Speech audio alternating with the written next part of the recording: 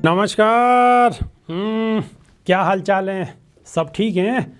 बहुत बढ़िया बहुत बढ़िया बहुत बढ़िया। अपनों और अपने को ख्याल रखो और जब टाइम मिले तो वीडियो देखो। देसी देख बिगड़ ब्रेक पगड़ लाग लपेट, बिल्कुल देसी अंदाज में। इलेक्शन आ गो यूपी में और बहुत बहुत फन्ने खा बनने। एक हैदराबाद से आ गए हैं ओवैसी, गऊ अगर आ तो फैला रहे हैं, और बहुत सारे नाम हैं। एक चंद्रशेखर भी हैं, वो भी अपनी बात अन्य रख रहे हैं। हालांकि काम ठीक कर रहे हैं, पर कछु जल्दबाजी है। इतनी जल्दी ना हो, थोड़ा सा इंतज़ार करना चाहिए। क्योंकि अगर सरकारी नौकरी करवे को भी जाए आदमी तो बहुत दिन पढ़ाई लिखाई करे, वाके बाद में टेस्ट वेस्ट दे, वाके बाद में नंबर आवे। अब एकदम तुरंत ही बहुत जल्दबाजी कर रहे हैं और या तो समाज में जो है गलत मैसेज जा रहा हो। ठीक है, और बसपा सुप्रीमो की भी बात होगी और चंद्रशेखर की भी बात होगी और अहम मुद्दन पे बात होगी।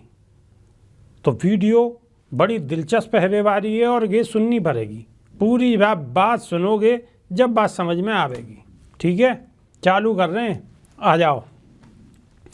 क्या बहुजन समाज पार्टी सुप्रीमो मायावती और आज़ाद समाज पार्टी प्रमुख चंद्रशेखर के बीच की राजनीतिक दूरी समाप्त होने वाली है? दरअसल मायावती को लेकर आज़ाद समाज पार्टी के मुखिया चंद्रशेखर ने जो बात कही है, बातें तो यही आभास है कि इन दोनों के बीच की राजनीतिक दूरी समाप्त हो सके है। शर्त सिर्फ ये है कि या को लेकर चंद्रशेखर गंभीरता दिखाएं। चंद्रशेखर ने कही है कि अगर बसपा सुप्रीमो मायावती 2022 में होने वाले विधानसभा चुनाव में उनको साथ दें तो 2024 में वो उन्हें देश को प्रधानमंत्री बना देंगे। अब देखो, प्रधानमंत्री कैसे बना देंगे कि हमारी समझ में तो आना रही, आपकी समझ में आ रही हो तो आप जानो। क्योंकि अभी तो उन्होंने नई नई पार्टी बनाई है, तो अभी तो उन्हें अपने आप को स्थापित करना है, और स्थापित जब कर पाएंगे वाकई नहीं इलेक्शन लड़ेंगे, और इलेक्शन में भी 5-7 महीना है। तो अब कितनों के अपने आप को स्थापित करवा सकें कि जब ये अंदाज लग सके, वैसे पहले ना लग सके। क्योंकि बसपा सुप्रीमो को के प्रधानमंत्री बनाने की बात कर रहे हैं।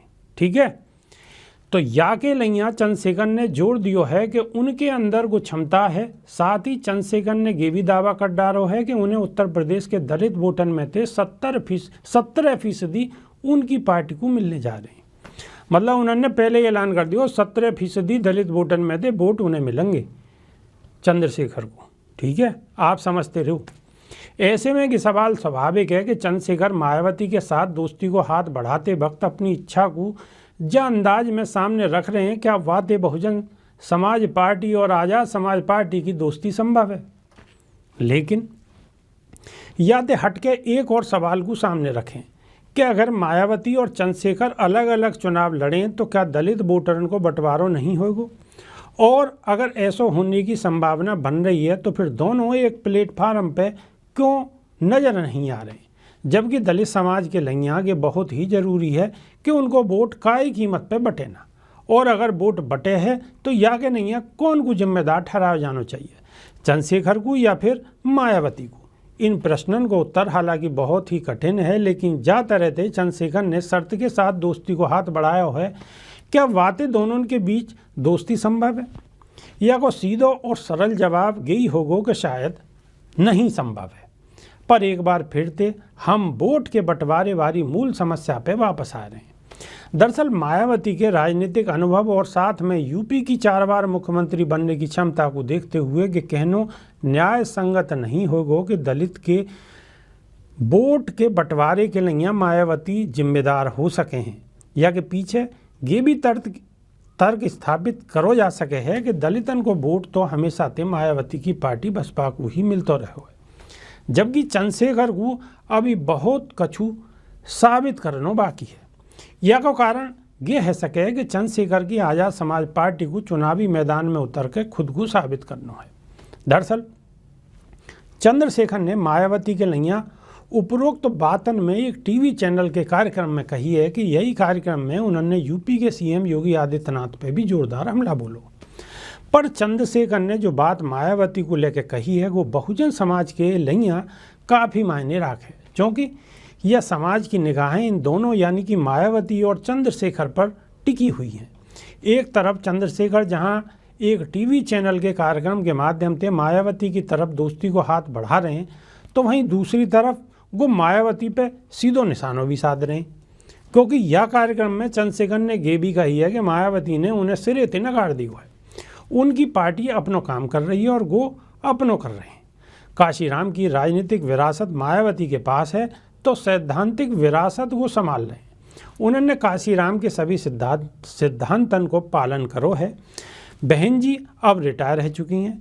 भीम आर्मी प्रमुख ने ये भी कही है कि वो दलितन के ही नहीं, देश के हर गरीब के नेता हैं, मतलब गरीबन के नेता हैं वो सबके, चंद्रशेखर जी कह रहे हैं। और बहन जी को बता रहे हैं कि वो रिटायर रह गई हैं। ठीक है, अब आगे आप ही समझो। हर गरीब अपने आप में चंद्रशेखर को देखे, वो लोगन के सुख दुख को साथी और हमदर्द बनना चाहते हैं, क्योंकि नेता तो धोखो दें। राजनीति में 90% लोग सिर्फ या सोच के साथ आमे हैं कि उन्हें पद, पैसा और पावर मिल जाए, जबकि हम लोग परिवर्तन की सोच लेके आए हैं। अब ये परिवर्तन की अगर सोच लेके आए हैं तो नेता तो ये भी बनना चाह रहे हैं, मुख्यमंत्री तो ये भी बनना चाह रहे हैं। भाई जो बात के कह रहे हैं कि हम परिवर्तन के नहीं आए, तो परिवर्तन आवेगो राजनीति में आए के, और राजनीति में क्या आए गए, राजनीति में आए गए तो इलेक्शन लड़ेंगे तो विधायक बनेंगे तो फिर मुख्यमंत्री बनेगो। तो इनकी बात कचू मेरी समझ में ना आई, आप ही समझो। ठीक है, अब भला ये बताओ कि ऐसे में क्या मायावती और चंद्रशेखर एक प्लेटफॉर्म पे आ सके हैं, जबकि चंद्रशेखर दलित और गरीबन के उत्थान के नैया लड़ाई को दम भर रहे हैं। सच तो ये है कि दलित और गरीबन के नैया अगर अपने मिशन को आगे बढ़ाना है तो पहले चंद्रशेखर को मायावती की राजनीतिक हैसियत को नकारने से बचना होगा, और फिर मायावती को भी चंद्रशेखर को साथ लाने की कोशिश को आगे बढ़ाना होगा। तभी दलित और गरीबन के उत्थान के नैया लड़ाई को और मजबूती मिल पावेगी। वैसे चंद्रशेखर ने यही कार्यक्रम में ये भी कही है कि आज़ादी के 70 साल बाद भी दलित गटर में उतर कर गंदगी साफ कर रहे हैं, और यही कारण हर साल कई मौत हों पर उनको कोई पूछने वाला नहीं है। दरअसल में ये बात तो इन्होंने सही कही है कि 70 साल बाद भी दलित गटर में उतर रहे हैं। वो अलग बात है कि देश के यशस्वी प्रधानमंत्री नरेंद्र मोदी जी बनारस में जाके दलित समाज के लोगों के पावन ने धोए। बात को याद आ गई होगी आपको। तो वो खाली जो पान धोने का कार्यक्रम है, वो कार्यक्रम सिर्फ कैमरा के सामने है, दिखाने के नहीं आए, वोट लेने के नहीं आए। हम तो यही समझ पा रहे हैं, बात को आप भी समझ रहे होगी। मतलब पैर धोमे उनके, दिखाने के नहीं आए। और पैर ही क्या धोमे, वो तो जब वहाँ जाएँ, कहाँ वाला पहाड़न पे गुफा में, तो कैमरा लेके जाएं, वहाँ साधना करें तो कैमरा लेके जाएं, मैया से मिलने जाएं अपनी माता श्री से तो कैमरा लेके जाएं। हमारी समझ में ना आई ये क्या है चक्कर। ठीक है, आ जाओ आगे। ऐसे मौके पे चंद्रशेखर ने यूपी की वर्तमान योगी सरकार पे भी हमला बोलो है। उन्होंने कही है कि आज उत्तर प्रदेश दलित उत्पीड़न, महिला अपराध और हत्या की घटनाओं में 1 नंबर को राज्य बन चुका है, लेकिन जेसीबी वाले बाबा मानने को तैयार नहीं है। जेसीबी वाले बाबा कह रहे हैं कि कानून व्यवस्था बिल्कुल दुरुस्त है, बिल्कुल अनुशासन में है, कोई हत्या नहीं है रही, कोई बलात्कार नहीं है रही, कोई अप्रिय घटना नहीं है रही। आप समझ रहे होगे, यह सरकार में काय को सच बोलने की आज़ादी नहीं है। हम तो सच बोल रहे हैं, अब कब तक बोलेंगे ये हमें ना पता। मीडिया बोले है तो उनके संस्थानन में छापे पड़ जाएं। बीजेपी चुनाव से पहले दलितन को हिंदू बतावे है और चुनाव जीतने पे इन्हें दलितन को खाल उधेड़ दे। समझिए बात को, इलेक्शन से पहले तो हिंदू और फिर इलेक्शन है गए तो फिर बक्किया उधेड़ दे। बात को समझ रहे होगे। चंद्रशेखर ने अपनी बातन को आगे बढ़ाते हुए ये भी कहो कि उनको संगठन हर जगह पे है, वो यूपी की सभी सीटों पर चुनाव लड़ेंगे। चलो ये तो अच्छी बात है कि लोकतांत्रिक व्यवस्था में हर काय को चुनाव लड़ने को अधिकार है, पर चंद्रशेखर मायावती को प्रधानमंत्री कैसे बनवा पाएंगे जब वो एक तरफ तो दोस्ती को हाथ बढ़ा रहे हैं और दूसरी तरफ मायावती पे निशानों भी साध रहे हैं। या लिया जरूरी है कि कम से कम एक बार मायावती और चंद्रशेखर दलित और गरीब मजदूर दबे कुचले लोगों को और अल्पसंख्यकों की भलाई के लिए मिल बैठ के एक साथ चुनाव लड़ने को व्यवस्था पे ना सिर्फ वार्ता करें बल्कि यह गंभीरता से आगे बढ़ाएं। हालांकि दलितन में मायावती के जनाधार से कोई इनकार करने को जोखिम उठा ना सके, कोई ना उठा सके, जबकि चंद्रशेखर को यह साबित करना अभी बाकी है। दरअसल में है क्या, भीम आर्मी प्रमुख है, फिर बना ली पार्टी और पार्टी बना के दावा पेश कर दियो, इलेक्शन आप लड़ रहे हो, ठीक है। उनके बसपा सुप्रीमो कितने साल अंते प्रतिनिधित्व कर रही हैं, गरीबन को, दबे कुचलन को, आदिवासिन को, परेशानन को, सब जितनी भी जातियां हैं,